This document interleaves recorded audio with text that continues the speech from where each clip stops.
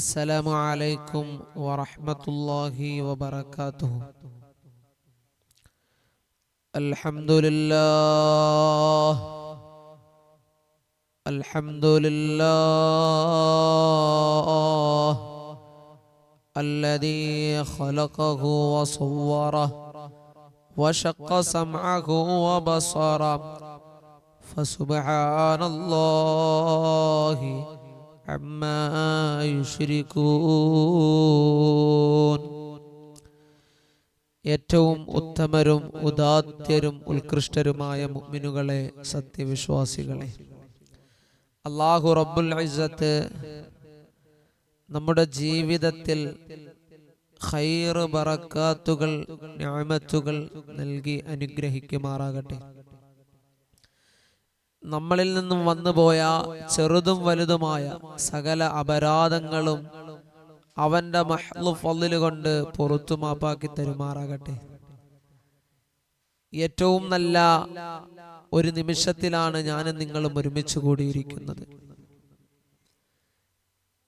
ഇത് കാണുന്ന ധാരാളം ആളുകളുണ്ട്. അള്ളാഹു അവർക്കൊക്കെ വലിയ വിജയങ്ങൾ നൽകുമാറാകട്ടെ. ഒരേ ദിവസം നമ്മുടെ ഓരോ നസീഹത്തുകൾ വീക്ഷിക്കുക. മഹാനായ റസൂലുള്ളാഹി സ്വല്ലല്ലാഹു അലൈഹി വസല്ലമ തങ്ങളോട് അല്ലാഹു പറഞ്ഞു, ഫദക്കിർ ഫഇന്ന ദിക്റ തൻഫഉൽ മുഅ്മിനീൻ. മുഹമ്മദ് നബിയെ സ്വല്ലല്ലാഹു അലൈഹി വസല്ലം, അങ്ങ് ജനങ്ങളോട് വഅദ് പറഞ്ഞു കൊടുക്കുക, അവരെ ഉപദേശിക്കുക.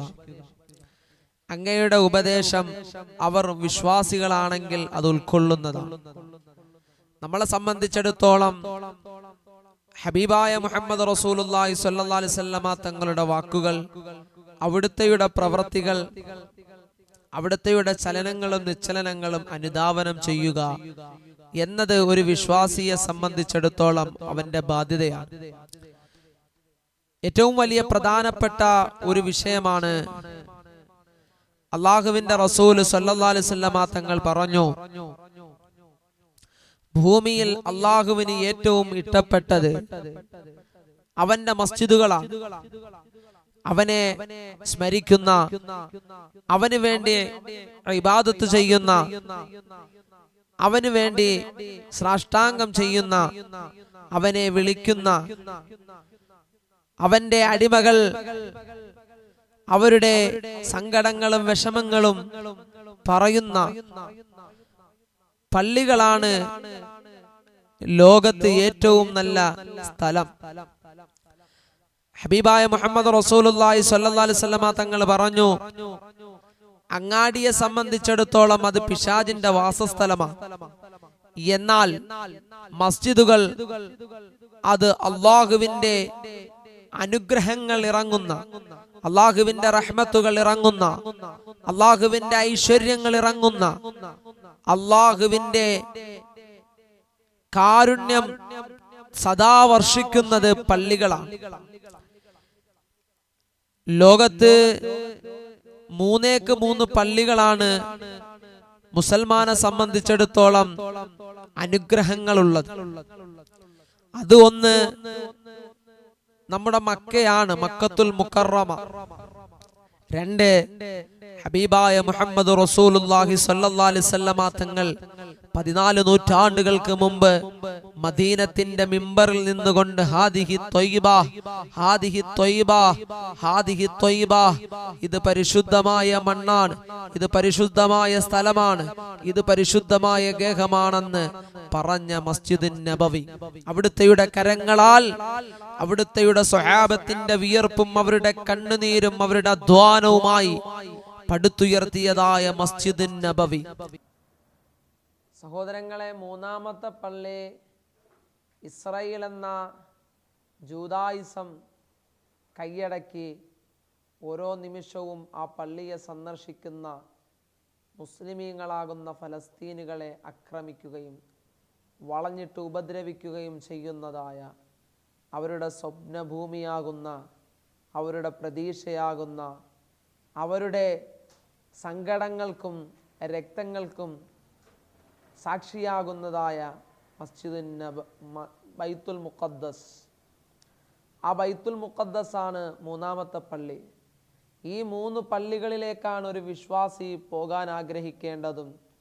ഈ പള്ളികളാണ് ഒരു വിശ്വാസി തൻ്റെ വാഹനങ്ങൾ കെട്ടപ്പെടുകയും ഈ പള്ളിയിലേക്ക് പോവുകയും ഈ പള്ളിയെ സന്ദർശിക്കുകയും ചെയ്യേണ്ടത്. പള്ളിയിൽ പോകുന്നത് പ്രത്യേകമായ കൂലിയാണ്. അവിടെ ഇബാദത്ത് ചെയ്യുന്നത് ധാരാളം പ്രതിഫലമുള്ള കാര്യങ്ങളാണ്. ഏതുമാകട്ടെ, അപ്പോൾ പള്ളിയിൽ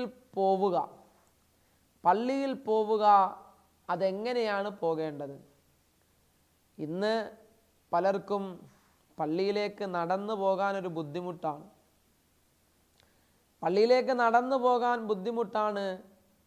പലരും വാഹനങ്ങളിലൂടെയാണ് പള്ളിയിൽ പോകുന്നത്. എന്നാൽ ഹബീബ് മുഹമ്മദ് റസൂലുള്ളാഹി സ്വല്ലല്ലാഹി അലൈഹി വസല്ലമ തങ്ങൾ പറയുന്നൊരു ഹദീസ് ഇമാം ബുഖാരി റഹ്മത്തുള്ളാഹി അലൈഹിം ഇമാം മുസ്ലിം റഹ്മത്തുള്ളാഹി അലൈഹിം ഇവർ രണ്ടുപേരും ഏകോപിച്ച മുത്തഫഖുൻ അലൈഹിയായ ഹദീസിലൂടെ അബൂ ഹുറൈറ റളിയല്ലാഹു അൻഹു പറയുന്നു, അന്ന റസൂലുള്ളാഹി സ്വല്ലല്ലാഹി അലൈഹി വസല്ലം, അല്ലാഹുവിൻ്റെ റസൂൽ സ്വല്ലല്ലാഹി അലൈഹി വസല്ലമ തങ്ങൾ ഞങ്ങളോട് പറഞ്ഞു, മൻ ഗദാ ഇലൽ മസ്ജിദി ഔ റാഹ, ആരെങ്കിലും പ്രഭാതത്തിലും പ്രദോഷത്തിലുമായി രാവിലെയും വൈകുന്നേരവുമായി പള്ളിയിലേക്ക് നടന്നു പോയാൽ അഅദ്ദല്ലാഹു ലഹു ഫിൽ ജന്നത്തി നുസില കുല്ലമാ ഗദാ ഔ റാഹ.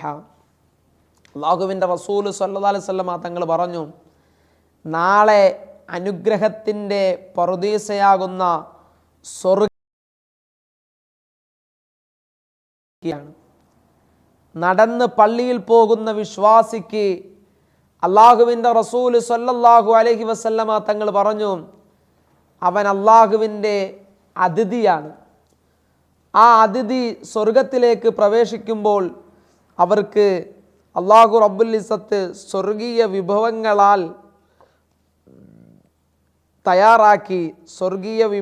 തയ്യാറാക്കി കാത്തിരിക്കുകയാണ്.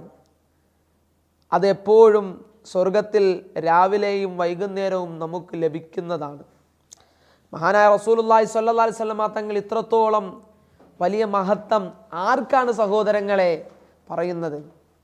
നമ്മൾ ചന്തയിൽ നടന്നു പോകും, അല്ലെങ്കിൽ ദുനിയാവിൻ്റെ ഏത് കോണിലും ഇന്ന് നമ്മൾ നടന്നു പോകും അല്ലേ? പക്ഷേ പള്ളിയിലേക്ക് നമ്മൾ പോകുന്നതോ? അധികം ആളുകളും പള്ളിയിലേക്ക് പോകുന്നത്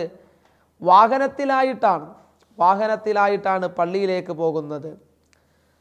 മഹാനായ റസൂലുള്ളാഹി സ്വല്ലല്ലാഹു അലൈഹി വസല്ലമ തങ്ങൾ പറഞ്ഞു, ആരെങ്കിലും വീട്ടിൽ വെച്ച് അംഗശുദ്ധി വരുത്തുകയും സുമ്മ മളാ ഇലാ ബൈത്തിൻ മിൻ ബുയൂത്തില്ലാഹ്, പിന്നെ അല്ലാഹുവിൻ്റെ ഭവനങ്ങളിൽ നിന്നുള്ള ഭവനങ്ങളിലേക്ക് ബാങ്കിൻ്റെ വിളിയാളം കേട്ടുകൊണ്ട് ഒരാൾ നടന്നു പോയാൽ ലിയഖ്ലി ഫരീളത്തൻ മിൻ ഫറായിലില്ലാഹ്, അല്ലാഹുവിൻ്റെ ഫർളുകളെ നിർവഹിക്കാൻ വേണ്ടിയിട്ട് ഒരാൾ നടന്നു പോയാൽ അവൻ്റെ പ്രതിഫലം എന്തെന്നറിയുമോ?